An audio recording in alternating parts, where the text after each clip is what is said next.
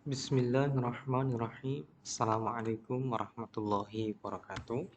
Kawan-kawan mahasiswa yang semoga dirahmati Allah Subhanahu wa taala. Kembali kita berjumpa di mata kuliah Fikih Jinayah, di mana pada pertemuan yang ke-10 ini kita akan membahas tentang hukum qadzaf di dalam Islam.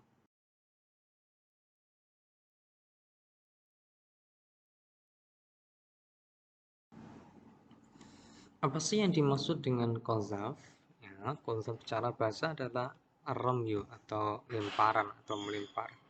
Adapun secara istilah adalah suatu ungkapan tentang penuduhan seseorang kepada orang lain dengan tuduhan zina, baik dengan menggunakan lafaz yang sharih atau jelas atau secara kinayah atau tidak jelas. Jadi qadzaf itu bahasa mudahnya menuduh orang lain berbuat zina.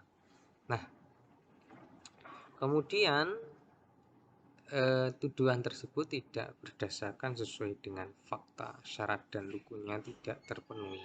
Nah, di dalam qadzaf ini pelaksanaan had ya atau pidana qadzaf ini ya, pelaksanaan hukumannya merupakan pemenuhan hak Allah dan manusia. Ya, kenapa merupakan pemenuhan hak Allah? Karena Allah melarang orang itu menuduh orang lain berbuat zina tanpa ada saksi ya, dan bukti-bukti yang jelas bahwa orang tersebut yaitu melakukan tindakan perzinaan. Kemudian juga merupakan pemenuhan hak manusia yang dituduh.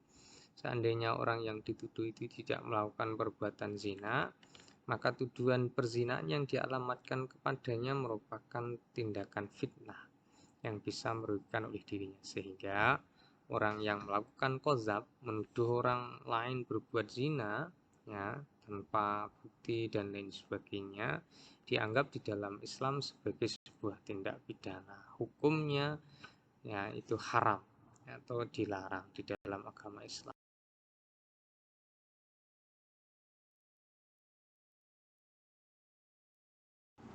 Macam-macam atau bentuk-bentuk qadzaf. Tadi disebutkan di atas bahwa qadzaf atau menuduh orang lain berbuat zina itu bisa terjadi melalui dua bentuk. Bentuk yang pertama adalah sharih atau dengan lafaz yang jelas. Kamu berzina misalnya. Anton berzina, Fulanah berzina, dan seterusnya.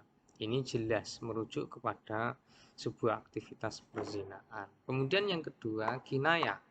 Ya, kinayah itu adalah bahasa yang digunakan untuk adik-adik merujuk kepada aktivitas perzinaan. Misalnya di sebuah daerah itu ada masyarakat yang mengganti kata zina itu misalnya wi ya, misalnya Anton wi atau demenan dan lain sebagainya dengan Antonio misalnya, atau Nia sedang berdemen-demenan atau berwi-ria dengan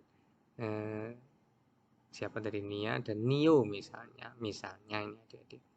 Nah, ini juga masuk dalam kategori qadzaf tetapi dengan bahasa kinayah karena tidak jelas apakah wi itu artinya zina sebagaimana disepakati oleh masyarakat itu, atau wi itu hanya sekedar yaitu muqaddimatu zina atau permulaan perzinaan.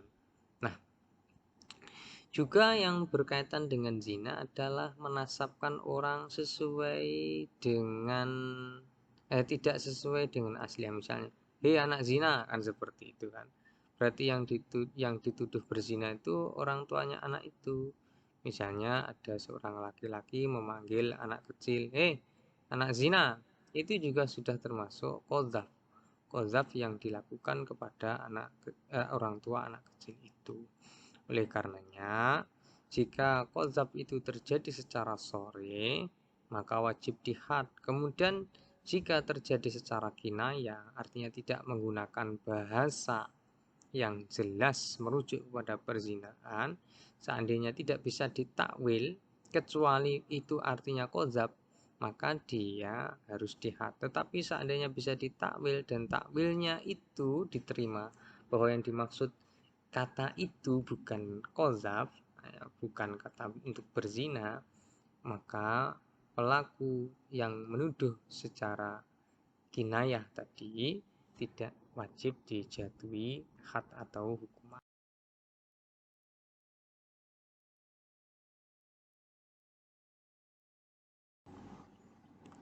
Kenapa had itu dilarang di dalam agama Islam? Ya, terkecuali tadi disebutkan melanggar ketentuan Allah atau hak Allah, juga melanggar yaitu kehormatan manusia. Ini diantaranya bisa kita lihat dalil hukumnya yang berasal dari Al-Quran maupun berasal dari hadis. Di antaranya sebagaimana yang bisa kita lihat di slide ini. Surat An-Nur ayat 23, Allah berfirman, Innalladzina yarmunal muhsanatil ghafilatil mu'minati lu'inu fid dunya wal akhirah walahum azabun azim. Sesungguhnya orang-orang yang menuduh wanita-wanita yang baik, yang lengah lagi beriman, dengan berbuat zina, dituduh berbuat zina, maka mereka mendapat laknat di dunia dan akhirat, dan bagi mereka azab yang sangat besar.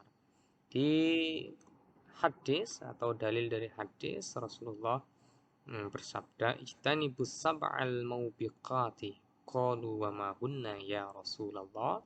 Qala asyirku billahi was-sihru wa qatlun nafsi allati harramallahu illa bilhaq wa aklur riba wa aklu malil yatimi wa tawalla yawmaz zahfi wa qazful muhsanatil mu'minatil ghafilati. Rasulullah Shallallahu Alaihi Wasallam bersabda suatu ketika kepada para sahabat, jauhilah kalian 7 dosa besar yang menghancurkan kalian. Maka para sahabat bertanya, apa itu wahai Rasulullah? Beliau bersabda, mensekutukan Allah atau berbuat syirik, melakukan tindakan sihir, membunuh jiwa yang diharamkan oleh Allah kecuali atas dasar hak, kemudian memakan harta riba, memakan harta anak yatim, lari dari medan perang, dan menuduh wanita mukminah yang tidak tahu menahu serta terjaga kehormatannya.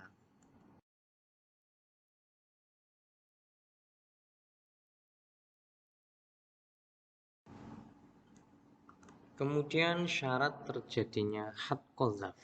Nah, jadi qadzaf itu kemudian diberikan sanksi manakala terkumpul pada peristiwa itu atau tindakan itu beberapa syarat.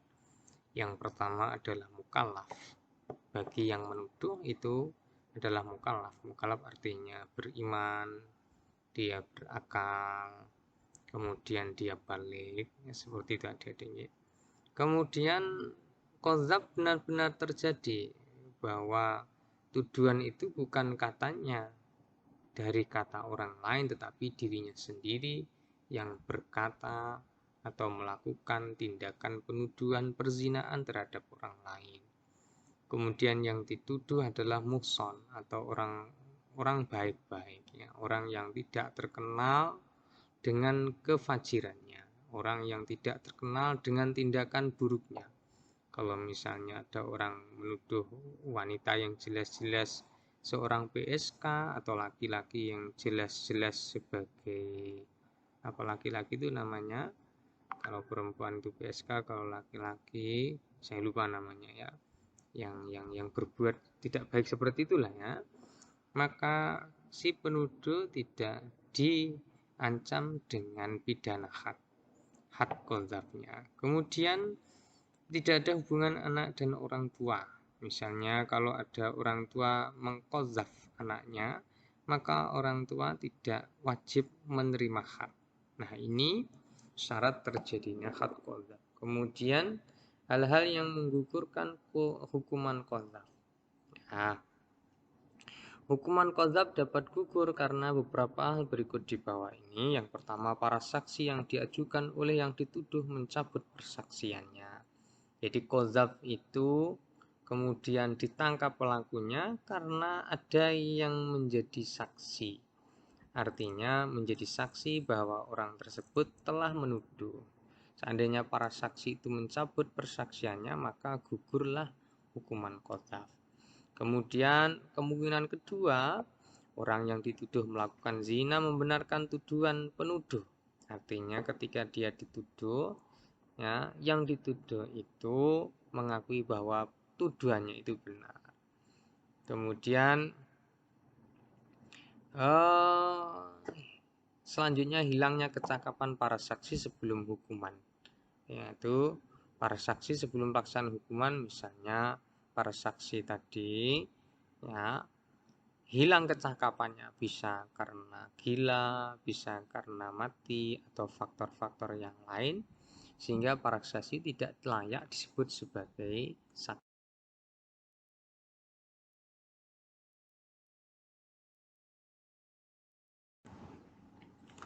Lalu apa sanksi pidana atau hukuman yang dijatuhkan kepada mereka yang tertuduh melakukan pidana had?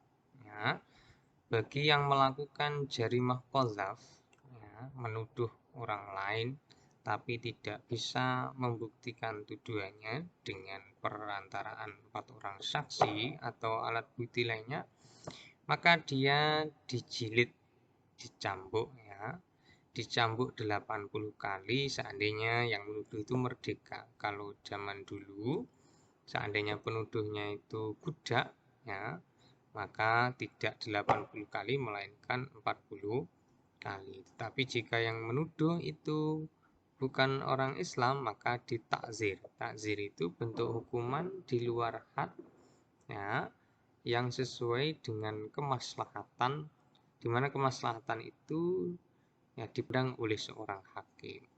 Selain itu juga persaksiannya tidak diterima. Ya, ini sebagai hukuman tambahan yang bersifat edukatif kepada mereka yang melakukan tuduhan perzinaan kepada orang lain.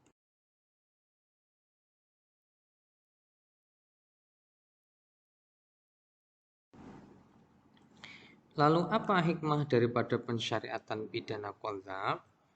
Pertama, ya, bukan pertama, di antaranya, ya, tentu hikmah itu tidak hanya satu, banyak, adik-adik, ya. Di antaranya adalah mencegah seseorang untuk tidak berbohong, ya. Orang itu tidak boleh berbohong karena ingin viral, berbohong karena ingin mendapatkan, ya, berbohong karena ingin mendapatkan keuntungan dari kebohongannya, apalagi jika kebohongan itu berkaitan dengan harga diri, kehormatan seseorang. Terkecuali daripada itu, mereka yang terkena fitnah atas kebohongannya itu, ya, bisa dirugikan, ya, bahkan kalau itu kebohongan berkaitan dengan harga diri seseorang, maka bisa jatuh kepada fitnah, padahal al fitnatu asyaddu minal qatli. Maka pidana qadzaf yang mengancam para pelaku qadzaf itu sangat, ya, bagus dan efektif untuk meminimalisir tindakan-tindakan qadzaf atau tuduhan-tuduhan perzinaan yang dialamatkan kepada orang lain. Nah, meskipun di negara kita itu, ya, kaitannya dengan qadzaf, ya, tidak tersurat secara jelas di dalam hukum pidana kita, tetapi sebagaimana di awal-awal perkuliahan bahwa kita sudah menjadi muslim, ya, sejak kita dilahirkan, tentu di dalam agama kita, kawan-kawan, ya, ada norma-norma agama yang harus kita patuhi. Kaitannya dengan itu, ya, kita dilarang, ya, kita dilarang dan melarang diri kita sendiri, ya, dari perbuatan-perbuatan, utamanya yang kaitannya dengan materi ini adalah mudah memberikan stigma atau mudah menjustifikasi atau mudah menuduh orang lain berbuat zina, karena efek daripada tuduhan tersebut sangat besar dan memang Allah melarang orang-orang Islam untuk menyebarkan berita bohong atau mengumbar aib orang lain. Nah, saya kira cukup terkait tentang pidana qadzaf. Ada kurang lebihnya mohon maaf, semoga bermanfaat. Assalamualaikum warahmatullahi wabarakatuh.